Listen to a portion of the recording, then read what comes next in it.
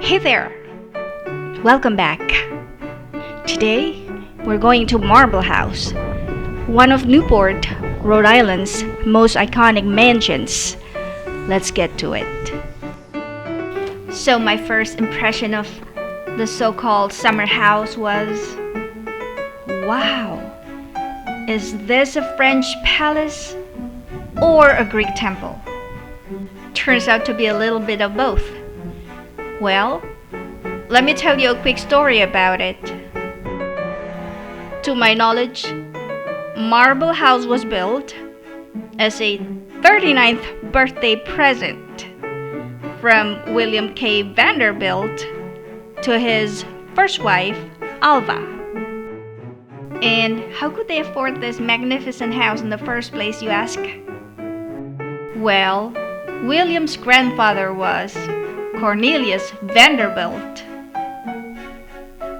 In case you didn't know, Cornelius Vanderbilt was an American shipping and railroad magnate back in the 1800s, and one of the richest men in the world at the time.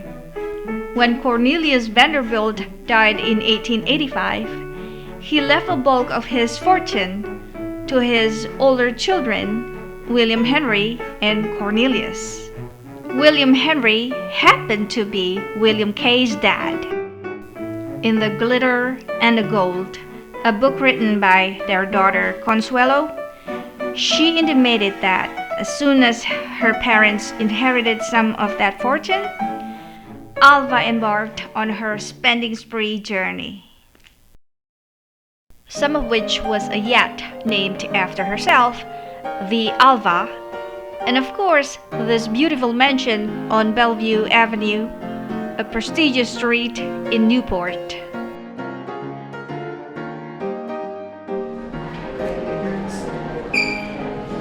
Consuelo mentioned in her book that Marble House was inspired by Le Grand Torriano in the park of Versailles.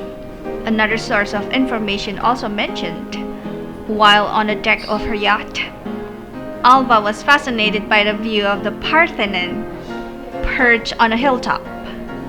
To achieve her dream of grand design, Alva worked closely with one of the renowned Gilded Age architects, Richard Morris Hunt, who happened to have designed their main mansion back in New York.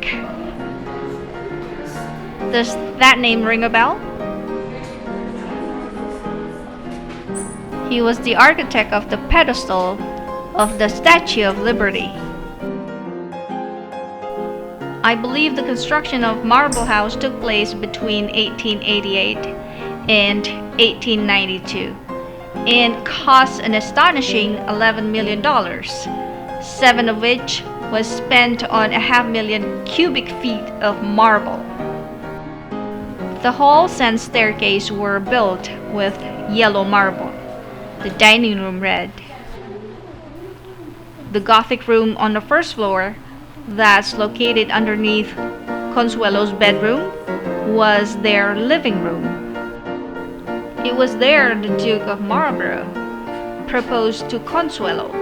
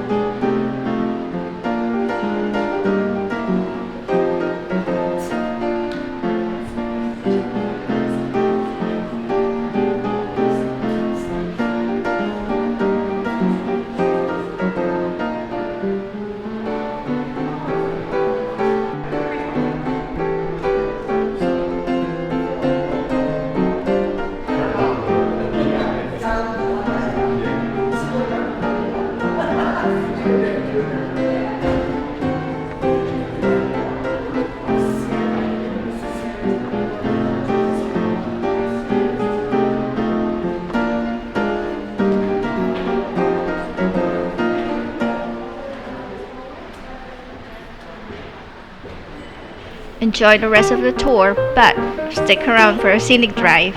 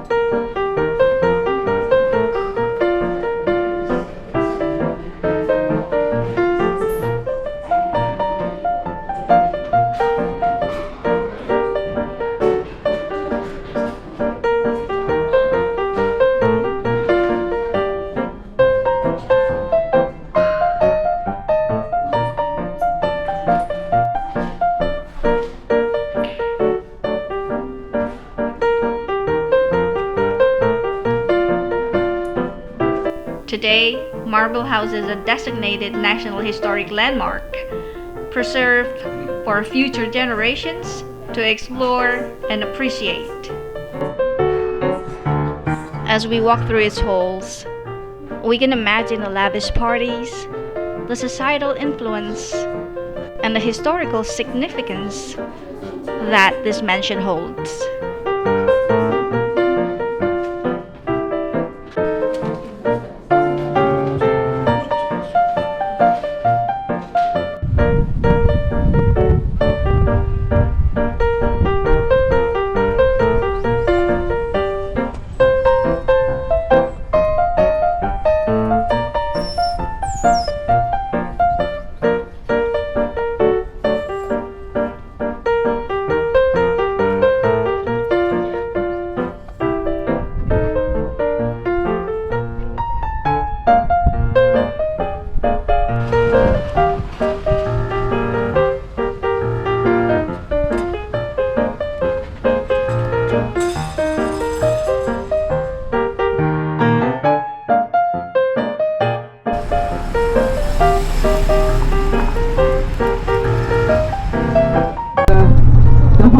Theodore Davis, he was a wealthy attorney from New York and also an Egyptologist. He would travel to the land of the tombs of kings and bring back antiquities to his property. And they say when you disturb the tombs of the kings, you bring bad luck upon yourself. Well, in this case, it wasn't a death, but it was bankruptcy. So Davis went into bankruptcy. And then another family took over the property, and they also went into bankruptcy. But eventually those antiquities were returned back to Egypt. And anyway, the building was taken over by, or the property was taken over by the government, because it was a strategic point for the entrance into Newport Harbor. But you see all those white caps out there on the water? There's a lot of that is rock underneath. That's where you see the white caps. This is a brand new house they built last year or the year before. Isn't that beautiful? What a spot. So the reef actually eventually burnt down, but they had built a gun turret there. The Navy built a gun turret there. And so we'll see that when we go by. But it is now the state park.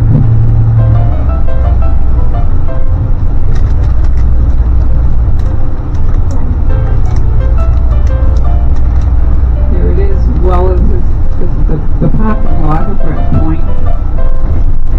Look at that old vehicle. Look at that. Isn't that cool? Antique.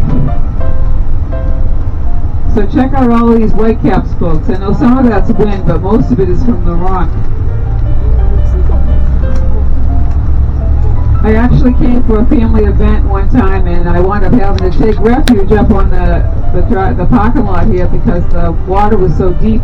I was afraid I would drown my car out. There's the gun turret. And now we've got the Portuguese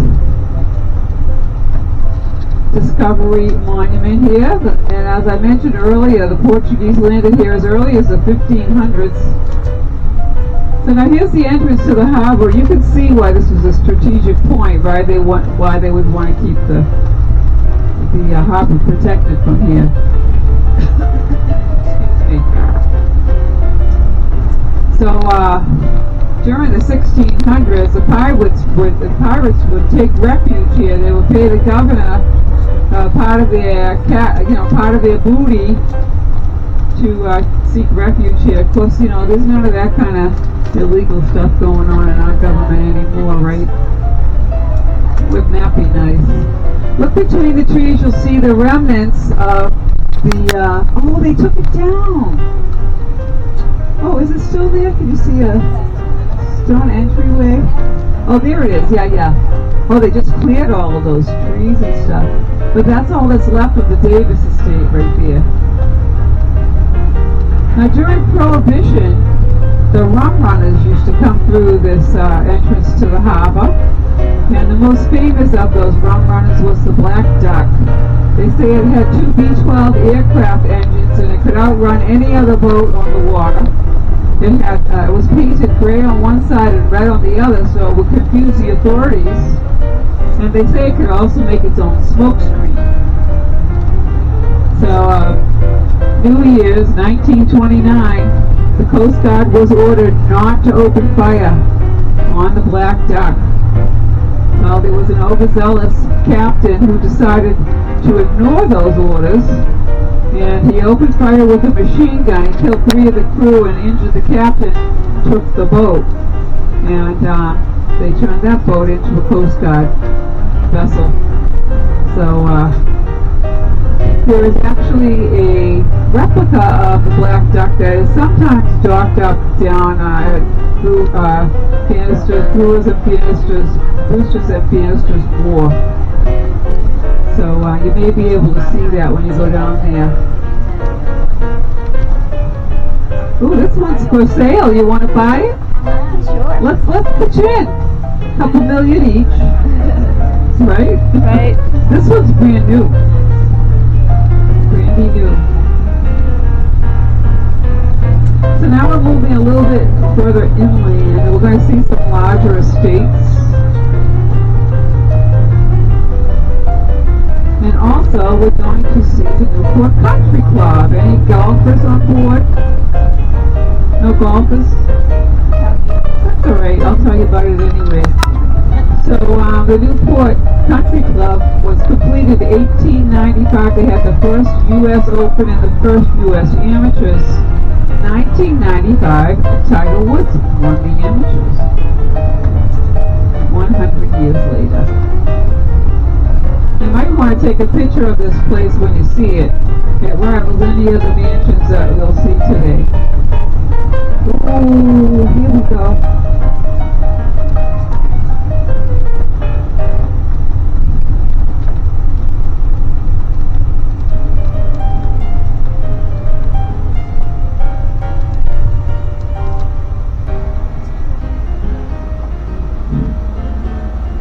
I always stop for stop signs. You didn't have to stop. Alright. So get your cameras ready. It's coming up on the right here in just a moment. The Newport Country Club. This is the country club of the very wealthy. If you have to ask what the membership costs, you can't afford it. Alright, here we go. Coming up on your right, folks.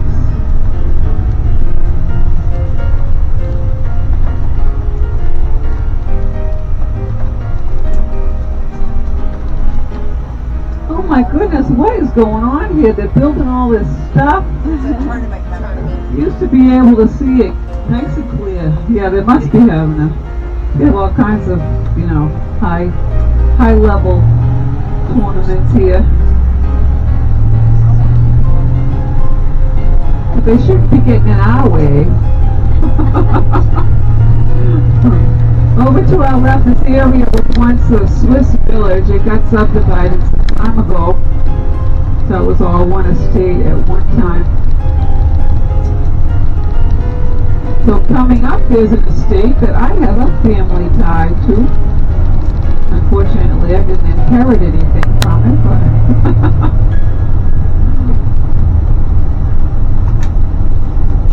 as soon as we get across this stop sign, we'll be at the Hammersmith Farm property. And this was owned by John W. Auchincloss, inherited by his nephew Hugh Dudley Auchincloss, who just happened to be the stepfather to Jacqueline Bouvier. So this is where, you can't really see the house from here, but this is where they had the reception for the Kennedy wedding, and it became the summer White House for Kennedy when he became president. Now, my uncle and 7 of his business partners once owned this property, and they had it open as a museum. So we used to come and have our family outings here once a year. And it was so nice. But check out the ponies. The ponies. Oh, nice. Yeah, this is quite something. We would be out on Narragansett Bay. It was so beautiful. So we're going to go up. When I got up the road heading towards Fort Adams, you'll be able to see the building in the distance. It's a red building. I should say a red roof. But there's actually a huge picture window in the dining room that descends into the floor. And when Kennedy would come with his helicopter and land on the ground, it would open up right into the dining room, and he could come in for dinner. So there it is with the red roof. See it on the left there? The Hannah Smith Mansion. It's quite something. I'm going to try and stop again on the way down. It's kind of hard to stop with the road's not that wide. But Fort Adams, which is up ahead of us here, they have two music festivals here, big ones every year. They have the Newport Jazz and Newport Folk Festival, both happen here. Now we're not going all the way out to the fort. We'll actually be seeing it from a distance when we get downtown. But this is a very formidable fort built during the Revolution, and I don't believe it was ever fired upon. But look to the right, see the harbor. That's Newport Harbor. Alright, we're going to go to a little out-of-the-way spot here. Now, Kennedy wasn't the only president that spent his summers here. Also, President Eisenhower, when he was president, he would come and stay here. He was also a member of the Newport Country Club.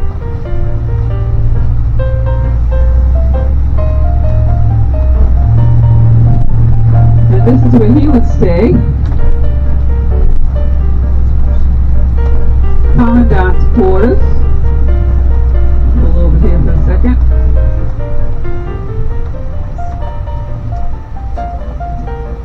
Nice little cottage, huh? Now I'm going to show you the harbor.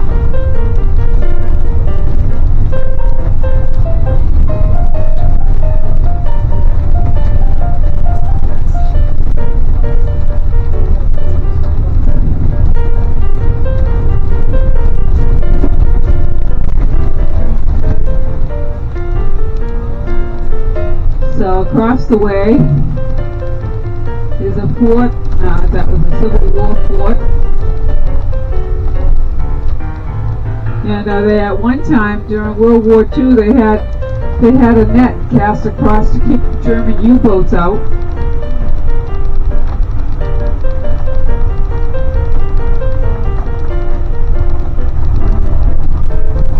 So we'll just come right down here and turn around. If you want to step out for a couple minutes, you're welcome to.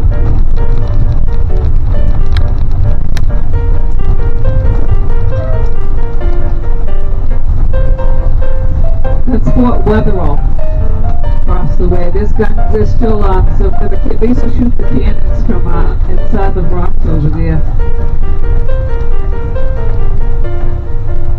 Alright, so we're going to do a turn around right here. You can't get much further than this. Into the bus.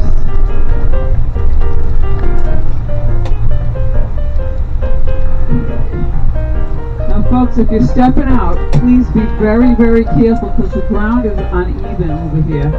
Thank you for joining me on this journey through Marble House. See you next time.